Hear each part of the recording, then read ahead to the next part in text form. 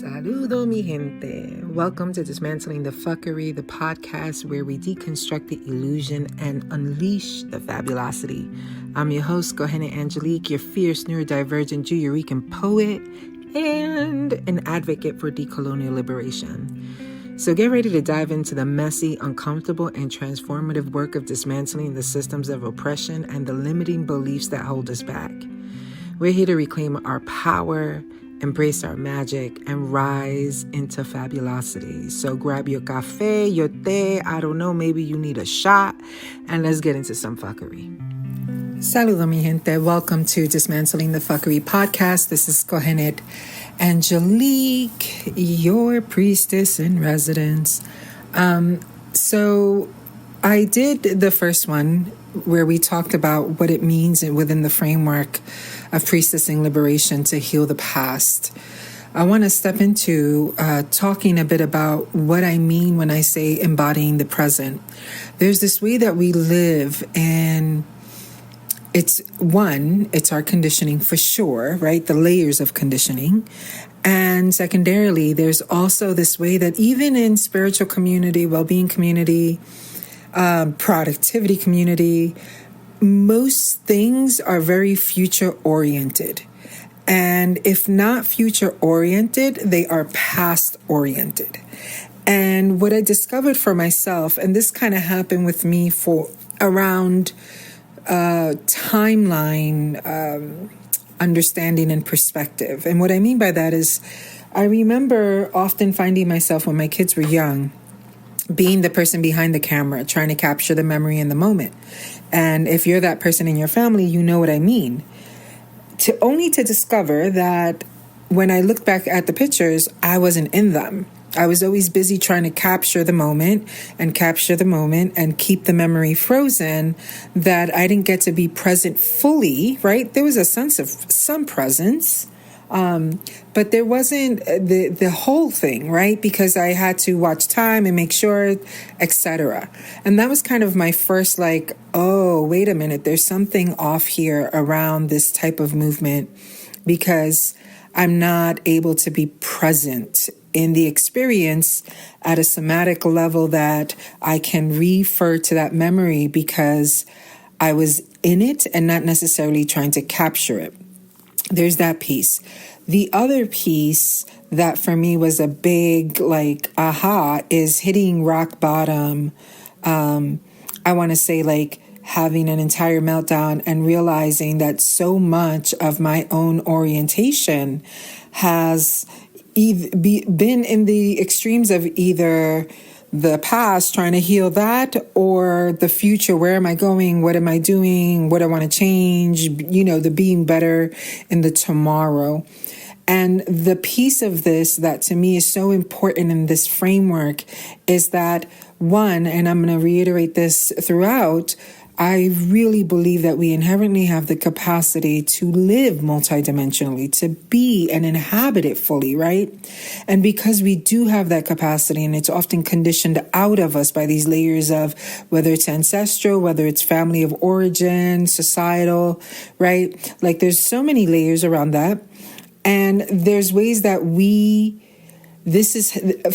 this is how we become disembodied. This is how we become disconnected, because we're reaching to either or in a very linear concept type of way that also has us waiting for a future moment that is different than this one. And while theoretically we say, no, this is good, you have to plan for a future, hope is part of a future, that type of thing, and it's, good for humans or whatever. I find some of that just a little suspect and a little wonky in the way that, again, you're not here now. There are no guarantees for tomorrow. And this, my parents passing, transitioning really gave me a deeper teaching with this, because they did not plan for the way they exited this plane. And they also did not account for the process that they experienced on their way in the transition. And so this crazy, and death is supposed to do this. It's not supposed to be death can be very complex and traumatic for sure. And so that's a different conversation. And for me, my parents' deaths were that. But there's also this piece around understanding that death has this natural teaching around presence, around not taking life for granted, and also like, if you have a shot, it just reminds me of Eminem, that one shot, that one time, then you got to take it to its fullest. How do we do that without being disembodied? How do we stay in this present moment with gratitude, with presence that allows us to notice what's around us already, what is available, and simultaneously do the work of healing the past, and simultaneously casting visions into the future that we can inhabit the sensation of now, right? And I feel like to embody the present, then we need practices, we need rituals, we need conversations that have us helping us come back to here and now. How are you feeling seems like such a foolish question. But if you're asking somebody, how are you feeling now? What sensations are coming through and are present for you now? That's an entirely different conversation. And so noticing in the texture of all of this that what we need to create practices, we need to create our lives in such a way that it can hold for the moving between these particular realms. And, as I said, I believe that time, whatever the construct of the thing is, we have this condition one that's very linear, but it's actually very dynamic, very cyclical, circular, right? And, or as we call it in our Kohenet community, spiral linear, right? Because it has this ebb and flow to it while it simultaneously is interconnecting to other cycles and other seasons.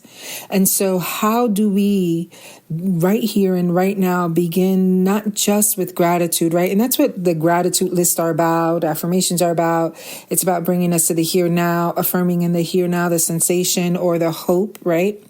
But I think that contentment, I'm so stuck in my word, contentment in the present, which to me is the fullest expression of gratitude, right? That, and we say this at Pesach, we're like, Passover is a Jewish holiday. And as we do the Seder, we get to that part where we talk about the Sea of Reeds, and we talk about, if we would have been just set free, Dayenu, it would have been enough. If, we would just have like manna in the morning, this dewy, delicious bread, it would have been enough, right? Like there's sufficiency and enoughness. And I think one of the root reasons why we struggle with enoughness and sufficiency is because we are never cultivating enough attention to the here and the now. And when you're able to cultivate enough attention and intention for the here and the now, you're able to step into that sensation of like, oh no, right here, right now, I'm doing the best that I can. We're doing the best that we can. That doesn't mean that there's not room for growth. And that doesn't mean that there are not some things that need to be addressed. But right here, right now, I am both like, I'm happy in this area of my life, but struggling in this area. I'm noticing, the sun. The sunlight on my skin in this moment. I'm noticing the swaying of the trees and the sound of the wind in this moment. In this moment, I'm able to look at my loved ones, give them a hug and appreciate them in this moment. I am not waiting for another. I am here now, but not with the urgency of fear, but the recognition that where I'm at right now is sufficient, in that if it was the last moment, even if there's challenges, the things that are most important to you, right? If you're able to honor those, then you feel this moment is sufficient in that. And so creating practices that remind us to come back here now is part of this embodying the present, right? Thinking about rituals that help us remember every day that we get to choose to be present with our lives as it is in its unfolding and in its fullness, right? In its process. I don't have to run to somewhere else. And if you stay in just healing the past, you will get stuck there. stuck in old narratives, stuck in old, constraints, stuck in old forms, stuck in a cycle in which you're unable to forgive yourself. You're unable to forgive anything or anyone for that matter. And your orientation is struggling for this way that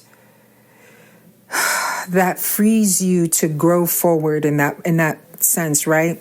And so you can't stay in the past. And if you're in the future too much, if you're always hoping for another day, a better day, a much more, when you get there, when the T's are crossed and the I's are dotted, then you are still not here. You're stuck in, and what's crazy about this is that you're stuck in a place that has not yet fully manifested, fully come to the tangible fruition, right? And so you're always over there in the tomorrow. And to me, again, there's nothing more precious than to bring ourselves back to presence here and now, because the transformations that we're inhabiting in the here and now, the connection, the embodiment is the thing on which the past is being healed and the future is simultaneously unfolding in the same energetic texture. But if while you're here, your energetic texture is, I think of, watching like the old school TV channels when you change them and you had to move the antenna left and right or put it by the window just to get a better reception. But when you're looking at the screen, it's like it's struggling to get a clear picture. And that's what happens when we are unable to be in this present moment, unable to see the beauty of what is here right now. It's like there's too much distance. So when you are choosing to embody, when you are choosing to practice things that bring you back here now, when you're choosing to look at your loved ones every time as if the last time, without that texture, right? That urgent texture, but just it's a grounding one, then things transform, and things are transforming as you're embodying the very thing that is the fundamental building blocks of your life, of our collective society. So coming to this place of understanding in a deep way that the gift here is that we are also to embody the present, using this piece of the framework to say that as we're working on our coaching, as you're reclaiming your throne, as you're walking yourself home, right, as you're remembering who you are, you're able to still come back here now and not just look like, oh, I need to heal the past, or just look at, oh, I need to change my habits or change this or my perspective for the future. Right? Like you're not just doing that. We're not just looking at those pieces and tending to that. We're also being here now.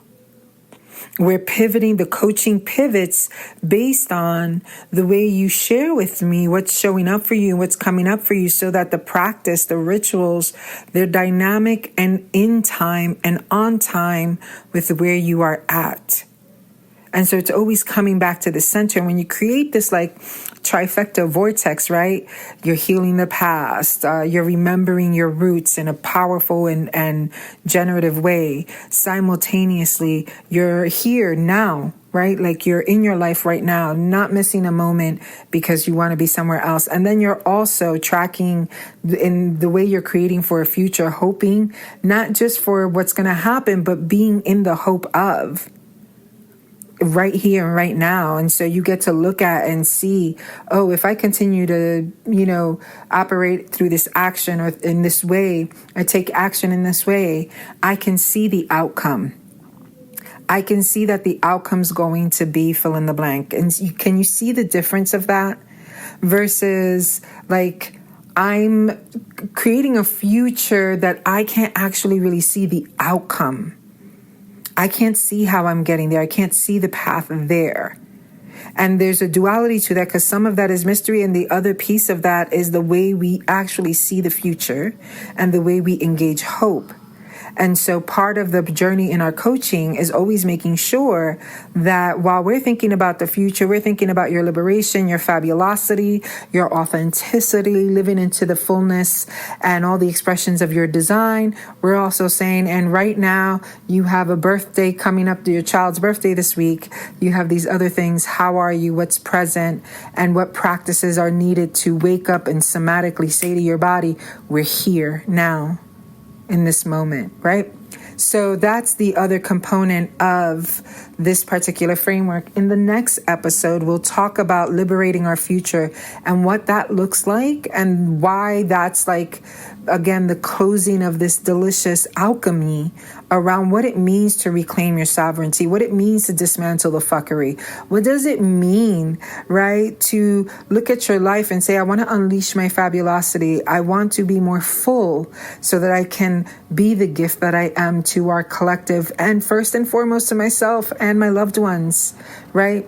That we get to be in dynamic relationship with the layers of our being and not just stuck in these one-dimensional, two-dimensional, three-dimensional, whatever the fuck you want to call it, not just stuck in these particular like portals, but moving through with the grace that at any day, because you woke up that day and you pulled your oracle deck and you told your loved ones you love them and you made yourself food and you made dinner and all of the things you did, you're like, oh my goddess, this is sufficient. This is enough. This is beautiful.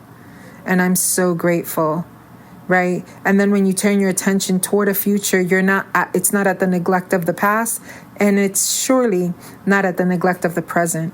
And so we'll talk about that, liberating our future in the next episode. And if you want to step into reclaiming your sovereignty, I have a 12-week one-on-one coaching program running right now where you get to step in this, 3-month container with me. It's a weekly 2-hour call and we move through what it means for you. This is designed specifically based on your quantum human design chart, your way of being, your life now, right? It's designed specifically for you so that we move through it with such a powerful alchemy, such a powerful way. And so I will talk to you in the next episode of Dismantling the Fuckery. And the whole point here is that we take it apart, we deconstruct it so that we can be in our fullness, unapologetically, and with much gratitude and much presence. So I love you. Y hasta luego, mi gente. Bueno, mi gente. Thank you for joining me on this wild and liberating journey of dismantling the fuckery. Remember, we are the architects of our own liberation. And if you enjoyed this episode, don't forget to like, subscribe, and share it with your people. Do all the things. You know what it takes for us to keep these frequencies rolling. Together, we will transform the world from a place of fuckery into a realm of unapologetic fabulosity. Stay fierce, my loves, stay fabulous, and keep dismantling. And if you want me or need me, yes, you heard me say that right, you know where to find me at priestessingliberation.com. Nos vemos ahorita. Adiós.